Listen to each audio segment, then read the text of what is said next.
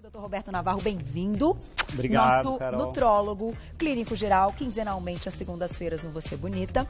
Bora porque lá. hoje você vai falar de anemia. Anemia, Carol. E parece algo que a gente conhece muito e que, né, todo mundo tem aí a certeza que sabe tudo a respeito da anemia. Não, veja bem, você tem que comer mais ferro. Não, veja bem, você tem que comer mais ferro. E no final, tá cheio de entrelinhas essa história, que é o que você vai explicar pra gente hoje. Tem detalhes que fazem a incidência da anemia ainda ser muito alta, tanto no mundo quanto no Brasil.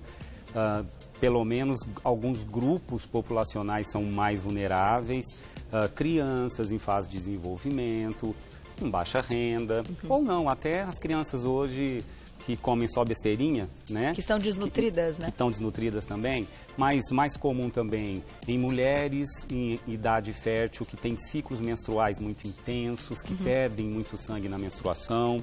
A gente tem como vulnerável também os idosos, que às vezes têm uma absorção mais baixa, tomam medicamentos que interferem na absorção do ferro.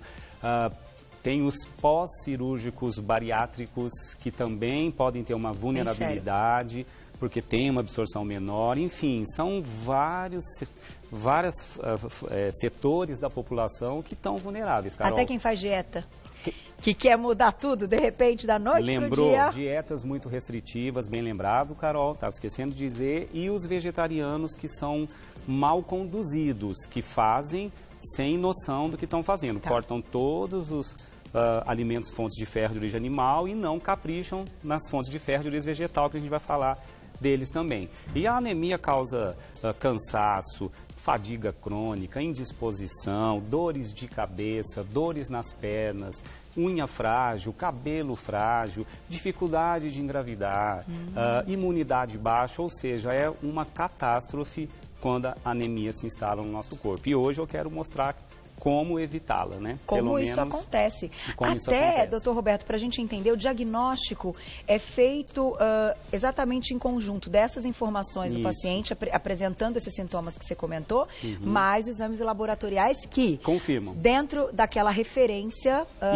tem um valor que a gente até vai falar. Isso, até é importante falar isso, Carol, porque existem diferentes tipos ou causas, assim, óbvio, a falta de ferro é a principal, mas tem anemia por falta de vitamina B12, tem anemia por falta de ácido fólico, tem anemias que a gente tem que entender o porquê, porque o paciente teoricamente come. E por que ele está tendo? Será que está tendo uma perda de sangue que a gente não está vendo? Muito comum idoso, perder quantidades de sangue às vezes pequenas, mas diárias, pelas fezes, por algum tumorzinho intestinal, por um pólipo. Então os exames dão para nós médicos uma noção muito bacana de confirmar o grau da anemia e quais as possíveis causas. Então isso dá uma direção muito importante. Vamos começar, a gente tem um vídeo para mostrar, lá, mas aquela pergunta clássica, quando a gente olha ali, ó, dentro dos olhos, sim, faz assim, mucosa descorada, mão descorada. É de fato um sinal? É um dos principais sinais. Quando a anemia já está muito intensa, dá uma que a gente chama de palidez cutâneo mucosa. Fica a pele mais clarinha, se a gente olha aqui na conjuntiva, né, geralmente é mais vermelhinha. Sim. E ela fica mais escoradinho, rosinha claro. São sinais clínicos, físicos, né, de uma possível anemia. Tá aí, vamos pro nosso ilustre então, e daqui a pouquinho, ao vivo, a gente vai mostrar uma dinâmica, que o Dr. Roberto sempre vem aqui com os seus tijolinhos e tal, para construir, e já tem uma mesa falando da alimentação, que isso é fundamental, mas tem que entender o primeiro passo. Esse vídeo é legal, Carol, eu achei que vocês selecionaram, porque aqui, ó, o que nós estamos vendo, Carol? Esse é o famoso glóbulo vermelho, parece aí esse disco voador vermelhinho, ó, caminhando, esses são os eritrócitos ou glóbulos vermelhos, Carol, são eles que têm a função de pegar o oxigênio, acabou de passar eles passando pelo pulmão, eles captam o oxigênio, que são essas pequenas bolinhas branquinhas dentro do eritrócito, do glóbulo vermelho. O coração vai bombear esse sangue que passou pelo pulmão, já oxigenado para todo o corpo, e os glóbulos vermelhos têm a função de levar o oxigênio para todas as células do corpo humano, Carol. Sem o oxigênio, ele entregando o oxigênio lá no tecido onde ele está. Todas as células do corpo humano necessitam do oxigênio para gerar energia para sobreviver. Então, por isso que a anemia, quando ela se instala, e essa incapacidade que passa a ter de levar o oxigênio para os tecidos é que gera todos os sintomas desagradáveis, desconfortáveis. Agora, qual é a estrutura que está dentro desses glóbulos vermelhos, Carol? Agora a gente pode vir aqui para os tijolinhos que eu amo trazer. Para o valendo. Né? Então, aqui, ó, uma palavrazinha escrito hemoglobina. Carol, o que é a hemoglobina? É a estrutura que está dentro dos glóbulos vermelhos que pega o oxigênio, capta, deixa ali grudadinho para levar até todas as células do seu corpo humano. Tá. Então, essa hemoglobina, ela é formada uma estrutura chamada globina, que é uma proteína produzida dentro do corpo humano e que vai lá para os glóbulos vermelhos. Só que essa tal globina, ela só consegue levar o oxigênio com outros nutrientes para formar uma estrutura que prende o oxigênio, tá? E vai formar, essa estrutura que eu vou montar agora, a hemoglobina, que é a globina que está dentro do glóbulo vermelho. Certo. Então, o fundamental para a hemoglobina ser formada são moléculas de ferro, tá? Pelo menos, cada globina que está dentro do glóbulo vermelho precisa de quatro moléculazinhas de ferro, tá? Então, eu estou montando aqui, ó, esse tijolinho vermelho seria o ferro. Pronto, começamos a montar a hemoglobina. Então, é óbvio que o ferro é fundamental para a produção da hemoglobina. Então, a carência de ferro é que a gente mais vai tentar evitar. Só que, por incrível que pareça, independente de já estar quase formada, essa hemoglobina precisa de outra estrutura, outro nutriente chamado cobalto, para conseguir estabilizar essa estrutura, para ela conseguir prender o oxigênio. Nossa. O cobalto vem da vitamina B12. Que é, como vocês estão, importante. Isso. E é do reino animal. Do reino animal. A que tem mais cobalto é do reino animal. Mas depois eu vou falar que existe no reino vegetal em quantidades menores, tá? Tanto que o nome da vitamina B12 é cianocobalamina. Esse cobá é do cobalto, tá? Então, vamos pegar aqui, ó, da vitamina B12, as moléculazinhas de cobalto. Uma vez que eles conseguem encaixar nessa estrutura, aí pronto, ela está formada por completo. Essa estrutura completa, com a globina, com o ferro e com o cobalto, é que consegue levar o oxigênio até todas as nossas células, Carol. Aí, pronto, cumprimos a função. Só que agora a gente tem que entender de onde vão vir esses nutrientes. Como é que de onde vai vir o ferro, de onde vai vir o cobalto, vamos falar também da questão alimentar, né? Nós vamos para outra mesa, eu pedi para você trazer, então. Vamos lá. Pode pegar seu copinho, deixa eu pegar essa estrutura aqui. Vamos levar para a mesa isso aqui? Para a gente lembrar disso aqui. Deixa eu colocar o ferro. Vamos deixar aqui, porque agora a minha pergunta é a seguinte, doutor Roberto. Como a gente comentou, e aqui a gente fala muito a respeito da parte nutricional, então... você vem sempre com uma proposta de linkar e melhorar a qualidade de vida e tal, que a gente está falando de uma coisa séria, né? De algo que se agravar você vai dizer o que pode acontecer, no caso da anemia, mas está sempre relacionado muitas vezes à falta da ingestão de alguns alimentos, mas também pode ser algo interno ali do paciente, que ali ele está comendo, só que ele está eliminando ao mesmo tempo. Exatamente, Carol. Esse é o principal raciocínio que a gente como médico tem que fazer. Porque nem toda anemia é por falta de ingesta. Certo. Uma boa parte da anemia chamada ferropriva, que é por deficiência de ferro na alimentação, a gente corrigiria dando ferro para o indivíduo comer. Tá? Só que tem outras causas. Por exemplo, interação de medicamentos com ferro. Então, por exemplo, dica aqui para quem está em casa, alguns medicamentos anticonvulsivantes, alguns antiácidos, tá? Os prazóis não é nome comercial, é nome doçal. Prazol é um grupo de substâncias que tratam gastrite, que podem ser usadas por um tempo limitado, conforme o médico orienta. Mas vira muitas vezes remédio de cabeceira, Carol. A qualquer azia que eu tenho, eu começo a usar meu prazolzinho ali o tempo inteiro. Quando você diminui, o excesso de acidez do estômago não é bom porque dá gastrite. Mas eu diminuir muito a acidez do estômago, aí você torna o estômago hipoclorídrico, com menos ácido clorídrico, isso influencia na absorção do cálcio e do ferro.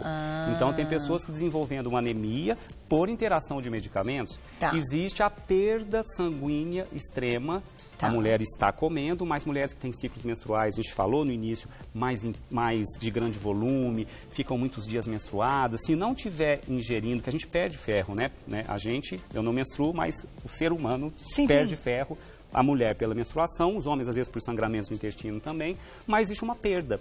Então, quando esse balanço não está legal, o que eu ingiro não dá conta de renovar meus glóbulos vermelhos, eu vou ter como consequência anemia. Então, perda sanguínea extrema, má absorção, que eu comentei já também, né, pela interação de medicamentos, e má absorção por doenças intestinais também. Tem algumas doenças inflamatórias do intestino. Retocolite ulcerativa, doença de Crohn, que são doenças que a mucosa intestinal fica inflamada e a absorção do ferro fica prejudicada. E que, claro, num diagnóstico isso você descobre de outra forma. Sim, sim, sim. Só que aí, doutor Roberto, eu tenho uma pergunta antes para a gente de entrar aqui nessa parte da alimentação. Você comentou que dietas muito restritivas e aquelas sem pé nem cabeça podem também gerar. Agora, a pessoa que já está com uma anemia, isso sabota também uma dieta? Então, se ela está ali tentando perder peso, tentando fazer uma atividade física, e ela está anêmica, digamos que ela está no 0 a 0, porque ela vai ficar tentando e ela não vai conseguir, ou não tem nada a ver? Ela vai ficar com um prejuízo muito grande, porque a anemia, por si só, já vai deixar ela totalmente sem energia para cumprir até, por exemplo, uma atividade física que ela deseja. Né? Quando você está anêmica, a tendência é do corpo pedir, aumentar o processo de estímulo de querer comer para que você recupere a sua energia. Então, o anêmico pode, não já numa anemia extremamente grave, mas no início de uma anemia, às vezes a pessoa tem até uma necessidade de querer comer alguma coisa que contém mais ferro. Então, é óbvio que a anemia em si, né, ela vai trazer vários prejuízos, Carol. Para quem está saudável, óbvio, se torna anêmico, ou para quem já está anêmico e quer desenvolver um plano alimentar para emagrecer, então tem que ser visto com muita cautela. Dietas abaixo de 1.000 calorias, de 800, 700 calorias, como a gente tem visto hoje, até de 500 calorias, tem alguns protocolos de 40 dias só com 500 calorias. Nossa, a chance de, não só do ferro, viu, Carol, a chance de desbalanço nutricional de outros nutrientes também aumenta. O ferro, a B12 é apenas um deles. Um deles. Vamos então para a parte da alimentação. Tem perguntinha antes, né, Glaucio? Vamos colocar a perguntinha do público, olha lá, quem escreveu pra gente, vamos entender essa história dos alimentos. Felipe, obrigada, um beijo para você. A anemia impede a doação de sangue temporariamente ou por toda a vida? Poxa, já fizemos essa pauta aqui no programa. Não tenho a menor ideia, doutor Roberto. Olha, depende do tipo de anemia, Carol. Tem algumas anemias que são crônicas ou contínuas, que é por defeito genético da formação do glóbulo vermelho. Certo. Ele se forma numa estrutura muito sensível que ela rompe no meio do caminho, é filtrado pelo baço e não consegue chegar até lá o destino final. Então, a talassemia, tem uma anemia chamada falciforme, que é muito raro, mas uma parte da população pode ter. Esse tipo de anemia, ela nunca é curada, porque ela é geneticamente predeterminada. Entendi. Esses nunca vão poder doar sangue. Mas se eu estou anêmico porque estou ingerindo pouco ferro, vou doar, não posso porque estou anêmico, mas se eu corrigir essa anemia, voltar os parâmetros de exames laboratórios normalizarem, sem problema nenhum, pode doar, sem problema nenhum. Muito bom. Por onde vamos começar, então, para a gente entender Vamos lá, Carol. Então, nós vamos falar de ferritina também. Ferritina. Qual é a diferença? Ferro, ferritina, você olha no exame e fala, meu Deus... Então, vamos falar antes de começar? Então, vamos lá. A ferritina, Carol, é uma estrutura produzida dentro do corpo humano, é uma proteína também, produzida pelo fígado, que tem uma das funções, mas a principal é captar o ferro que você ingeriu. Captar em que sentido? A gente absorve o ferro no intestino, cai no sangue, quando passa pelo fígado, parte desse ferro fica estocado, é como se fosse um reservatório. Então, a ferritina é um parâmetro que a gente utiliza para saber se sua reserva de ferro está adequada. Então, às vezes, a gente tem os parâmetros do hemograma, hemoglobina, hematócrito normais, mas com a ferritina já ficando baixa. Já é um indício que você vai ter, se não corrigir, uma anemia instalada. E a ferritina, às vezes, baixa, Carol, mesmo com o hemograma ainda normal, pode trazer alguns sintomas. Eu vejo isso muito em consultório. Fadiga, às vezes, um cansaço, uma sensação de perda de vigor, e sem estar com aquela anemia extrema, mas já está com a reserva ficando baixa. Então, a ferritina é tão importante quanto? Sim, para analisar os exames, são vários parâmetros que a gente utiliza, a saturação do ferro, aí é muito técnico para a gente falar isso agora, mas tem vários parâmetros que a gente utiliza para classificar a anemia, sem dúvida, né? Vamos aumentar, então. Então, o que eu pensei, Carol? Primeiro, trazer as principais fontes. Então, eu trouxe aqui do lado onde tem as plaquinhas verdes, as principais fontes que vão ser benéficas para eu conseguir ter a quantidade de ferro correta. E fiz do outro lado ali algumas plaquinhas vermelhas mostrando quais são os interferentes na absorção do ferro no nosso intestino. Aí você também pode estar comendo e sofrendo algumas interferências. Eu falei de medicamento, mas vou falar de alimentos também. Tá legal? Então aqui eu trouxe ferro desse lado. Para ser democrático, eu trouxe o ferro de origem animal, aqui a carne vermelha, que é o principal alimento de origem animal que contém ferro, não querendo dizer que não tenha no frango, no peixe, tem, mas a carne vermelha é a que mais tem, tá? Fígado de boi também tem, sem problema nenhum. Mas não como carne vermelha, tem no ovo também. A gema do ovo tem uma quantidade bem razoável de ferro, tá? Então trouxe esses dois como exemplo do reino animal. No reino vegetal, que eu acho que é a dúvida que muitos têm, eu trouxe, o ferro é muito rico nas folhas verdes escuras, então trouxe aqui rúcula, agrião, mas vale o espinafre, vale todas as folhas verdes escuras, a couve, lembrando de aquecer a couve para não comer sempre crua. Trouxe aqui o brócolis, que também tem ferro, aí trouxe beterraba, a beterraba também tem uma quantidade de ferro bem razoável, trouxe as leguminosas, então o feijão, a ervilha, o grão de bico, a lentilha. E trouxe algumas que as pessoas acham que não, mas também contém ferro. Né? A quinoa contém ferro, até a aveia contém ferro, as amêndoas, as oleaginosas de um modo geral. Castanha, nozes, mas a amêndoa é mais campeã no ferro. Que legal. Você vê que o ferro dá uma tonalidade meio ferruginosa, ó. Né? Olha só que interessante. Você vê que o ferro, ele tinge um pouquinho os alimentos. A canela também tem ferro. Olha só. Então, né? Agora, vamos lá. O que eu posso fazer para aumentar a absorção do ferro? Então, eu quero que o ferro seja absorvido de maneira melhor no meu intestino. O ferro de origem animal, gente, absorve sem qualquer ajuda. O formato do ferro que vem do animal, que está na hemoglobina, é melhor absorvido em relação a essa estrutura que estaria nos vegetais. Tá? Então, comer o ferro de origem animal, não precisa se preocupar. Agora, o ferro de origem vegetal, geralmente tem uma absorção um pouco menor. Bem menor em relação comparado com o ferro de origem animal. Então, para aumentar essa absorção, a vitamina C facilita muito. Então, trouxe aqui os mais corriqueiros, Carol. Trouxe laranja e limão. Né? Porque eu acho que todo brasileiro tem acesso a isso, tá? É mais fácil de encontrar. Mas a vitamina C também está na goiaba, está no kiwi, está no abacaxi, está na acerola, tem outras fontes, tá? E trouxe aqui do lado esquerdo os boicotadores. Então, por exemplo, não que ingerir vez ou outra esses alimentos que eu vou falar agora, você vai se tornar anêmico. Não, não é isso. Porque se você ingere uma quantidade legal de ferro todos os dias, você dificilmente vai ter uma interação tão extrema. Mas vamos pegar uma pessoa que já está vulnerável ou que já está anêmica e precisa de melhorar o aporte de ferro e absorção intestinal. Aí tem dois boicotadores aqui. O cálcio, que diminui a absorção do ferro. Porque aumenta a dele, né? Ele compete. Isso. Ele tem sítios que a gente chama, tem portinhas que se abrem para que um nutriente entre pela mucosa intestinal. E essas portinhas sofrem, às vezes, concorrências.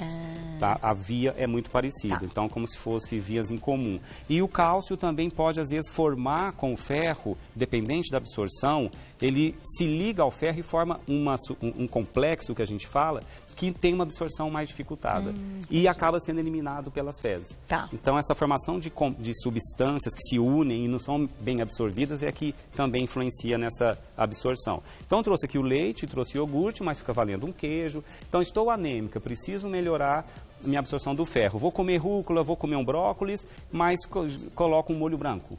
Não é legal. Você deveria pingar o limão na salada, né? Para poder aumentar a absorção. E chá? E o tanino, que é muito frequente nos chás escuros, mas também tem um pouco no café. O café também tem tanino. O tanino diminui a absorção do ferro no intestino. Puxa. Eu peguei uma paciente no consultório que tomava chá escuro depois de todas as refeições, do café da manhã, almoço, jantar.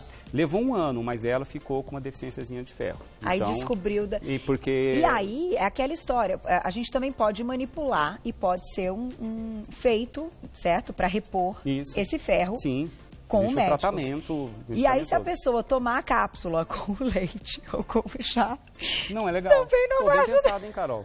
Não, a gente vai juntando as coisas, né? Sentido, no final, né? é tão sem querer, muitas vezes você tá tomando o seu suplemento, você fala, vou tomar ali com o meu chazinho de tal horário, ou com o meu cafezinho ali da manhã, do café da manhã, ou depois das refeições, e se tiver o ferro, você já vai colocar por água abaixo. E os polivitamínicos específicos para tratamento de anemia tem a união do ferro, um pouco do ácido ascórbico, um pouco, às vezes, da vitamina B12, justamente para potencializar. Não vai ter cálcio ali de maneira alguma, senão seria um boicote. Agora, tem mais uma perguntinha, antes da minha pergunta. Olha lá, quem escreveu pra gente na tela.